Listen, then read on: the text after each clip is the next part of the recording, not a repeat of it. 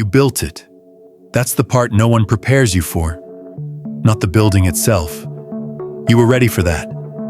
You worked, you sacrificed, you made decisions that cost you things you never talk about. And eventually, something got built. A career, a family, a version of yourself that other people can point to and say, "He made it." Some mornings, you look at what you've assembled and feel something that might be pride. The quiet kind. The kind that doesn't need an audience. And some mornings, the same week, sometimes the same afternoon, you look at the same life, and something underneath your ribs feels like a room no one has opened in a long time. Both of those things are true at the same time. And what unsettles you is not the emptiness itself. What unsettles you is that the pride and the emptiness share the same address. That you can feel genuinely grateful for something and quietly trapped by it on the same Tuesday. That you can love someone completely and carry a resentment toward them you've never spoken aloud. Because you don't know how to love someone and also tell the truth about what they cost you. So you do what you've always done with things that don't fit. You pick one. You decide which version of the story you're telling today. You flatten the tension into something manageable and walk out the door. That flattening has a name, and it has been costing you more than you know. Here is what most people get completely backwards about clarity. We believe clarity means choosing. We believe that if you can hold two opposing things inside you without resolving them, something is wrong. That you're confused, or weak, or simply not far enough along. The journal prompt will guide you toward the verdict. The self-help book will reframe it as indecision. The well-meaning friend will tell you, just pick a side. But the Stoics saw something almost everyone misses. The tension is not the problem. The tension is the truth. Heraclitus, the philosopher whose ideas shaped Stoic thinking more than most historians acknowledge, spent his life watching people flee from contradiction. He said something that still lands like cold water. A bow and a lyre only work because opposing forces are held in perfect tension. Release one side entirely, and you don't get harmony. You get a useless string. He wasn't talking about instruments. Think about the last time you had to make a decision about someone who hurt you. A father, a partner, someone you trusted. You sat with the pain for a while. Then quietly, you started editing. You picked the version that was easier to carry. Maybe you cast them as the villain. Maybe you chose to forgive and forget. Emphasis on forget. Maybe you went cold in a way you called moving on. And for a time it worked. The discomfort settled. But then something small, a song, a sentence, a particular quality of light in November, and the whole unresolved thing would come back up through the floor. Because you hadn't resolved it. You had buried it. A half-truth doesn't hold. It leaks. And the version of yourself built on top of it is smaller than the man who could have held both. There is a grammatical shift so small, it sounds almost trivial when named. But it maps onto something real. Notice the difference between these two sentences. I love my work, but I'm exhausted by it. I love my work, and I'm exhausted by it. One word changed. In the first, there is a winner and a loser. The but tells your brain that the exhaustion is the real thing, and the love is a footnote you're supposed to outgrow. In the second, neither cancels the other. Both exist. And only now do you have an honest picture of what you're actually standing in. That shift from but to and is not a language trick. It is the beginning of clear thinking. And it is harder than it sounds. The mind wants the but. The but closes the case. The and asks you to stay in the room. Most men don't leave. they just stop looking. Marcus Aurelius was the most powerful man alive, emperor of Rome, commander of its armies, final word on every life from Britain to Mesopotamia. And every morning, before exercising that power, he wrote in private, to himself for no audience, reminders that he was already as good as dead, that his name would eventually be forgotten, that the empire he governed was, in the long view of history, a speck of dust orbiting a larger speck. He didn't write those things because power had broken him. He wrote them because he understood something most powerful men never allow themselves to know, that his significance and his insignificance were both true at the same time, that holding both, the full weight of his responsibilities and the full lightness of his own impermanence, was the only thing keeping him honest. He called it a practice, not a resolution, not a conclusion. A daily practice of staying inside the tension without forcing a verdict. That is what the Stoics were actually teaching. Not detachment, not cold discipline, not the blank face that gets mistaken for strength. The willingness to hold two truths at once and refuse to flinch. Here is what nobody tells you about the men who seem to have it together. They are not men who resolved their contradictions. They are men who learned to live inside them without being destroyed. The composure you admire in them is not the absence of conflict. It is the practiced ability to hold conflict without letting it make decisions for them. Viktor Frankl walked out of a Nazi concentration camp having lost everything: his wife, his manuscript, his entire world before the war. What he came out with was not peace in any conventional sense. He came out holding two things simultaneously that should have destroyed each other. That suffering is among the worst things that can happen to a human being, and that suffering, if met in a certain way, is also where meaning lives. Not suffering redeemed by meaning. Not meaning despite suffering, both. Feeding each other, inseparable. He didn't arrive at that as a philosophical conclusion. He arrived at it the way real things are arrived at, through the specific, unbearable weight of a real life. And what made his work survive 80 years is not that it gave people answers. It is what gave people language for something they had already felt but could never say.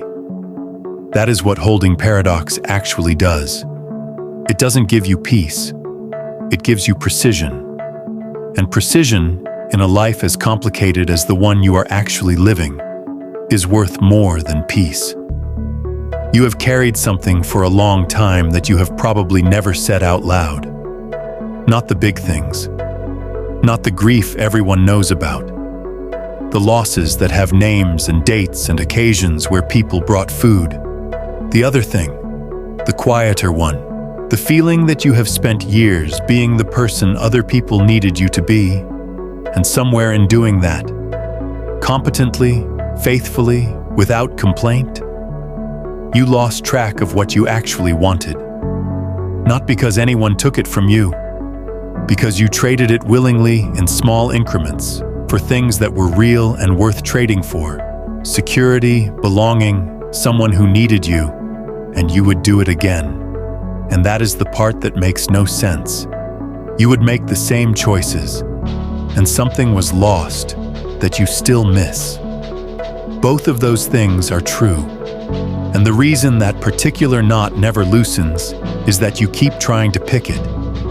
Either the sacrifice was worth it, in which case stop mourning it, or it wasn't worth it, in which case the life you built was a mistake. But what if neither verdict is the right one? What if the Stoic move, the genuinely hard one, not the cinematic cold version but the real one, is to stay in the and? To hold. I chose this fully, and I lost something real. To let both be true simultaneously, without asking either to justify the other. That is not resignation. That is not therapy speak about processing your feelings. That is the specific act of moral courage that Marcus Aurelius practiced every night in a military tent at the edge of an empire he didn't ask for, writing to himself in a language that assumed no audience and demanded no applause. The grief doesn't need to be canceled. Here is the contrarian turn most people never reach. We assume that holding two opposing truths makes you weaker. That certainty is strength, and ambiguity is hesitation. The man with the clear, fixed position is the one to follow. But consider what that certainty actually costs. The man who has made his peace entirely, who has decided cleanly that the sacrifice was worth it, or cleanly that it wasn't. That man has stopped growing. He has closed a door inside himself and called the closing wisdom. He is easier to be around. He causes less discomfort at dinner. And he is, quietly, more brittle than he looks. Because life has a way of reopening closed doors. At 2 a.m. in November, when something small reminds him of the version of himself he decided was finished. And when that door swings open on a man who flattened the tension years ago, the force of it can undo him. But the man who kept the tension, who let both truths live without forcing a verdict, that man already knows the room behind the door. He has been there. He visits it. He has learned to stand inside it without being destroyed. Epictetus, who was born into slavery and spent his life teaching from that specific, unrescuable position, said something that cuts through every comfortable reading of Stoicism. It is not things that disturb us, but our judgments about things. What he was pointing at was not positivity. He was pointing at the enormous, liberating possibility that the judgment, the verdict, the story we collapse to, is always optional. You do not have to pick a side. You are allowed to know more than one thing at a time. That is not a weakness. That is the beginning of actual wisdom. There is one more place this lives that men rarely speak about. The relationship you have with who you were at 25 or 30. The version of yourself that had a different picture of how this would go. Somewhere along the way, that man's life didn't happen. Yours did instead. Most men deal with that by one of two methods. They dismiss the younger version, naive, unrealistic, didn't know what he didn't know. Or they quietly mourn him in a way that casts a shadow over everything they have now. But what if you let both versions stand? What if the man you were at 28, sitting alone somewhere, certain about what his life would mean, was not wrong and not naive, and his vision did not need to be erased to make room for the man you became? What if you are allowed to grieve a road not taken and be genuinely, deeply glad about the road you are on? What if those two things don't cancel each other out? What if that is simply what it feels like to be a man who has actually lived? Here is where I want to leave you. Not with a summary, not with a list of things to practice this week. Just this. Tonight, sometime before you sleep, and it will probably be late because it is always late, something will surface. A memory, a feeling without a name, a question about a choice that is too old to change, but somehow not finished asking itself. And you will feel the familiar pull toward the verdict, toward the clean version, toward the relief of picking one thing and setting the other down. Notice that pull. Don't fight it. Just notice it. And then, if you can, stay in the area for one more minute than you usually do. Let both things be true at the same time. Let the pride and the quiet ache occupy the same room. Let the love and the grief sit down together without one of them having to leave. You don't have to resolve it tonight. You don't have to resolve it ever. Marcus Aurelius never did. He died still holding the tension, the most powerful man in the world who knew he was already dust, who believed in the rational order of the cosmos and watched irrational men destroy each other daily, who loved life and prepared for death every morning before sunrise. He didn't resolve it, he carried it. And out of that carrying came the only document of its kind in human history, a man's private conversation with his own contradictions, written for no audience, surviving 2,000 years, still reaching into the chest of a man watching a phone screen alone on a Wednesday night, and giving him language for something he has felt but never said out loud. That was worth something. So is yours.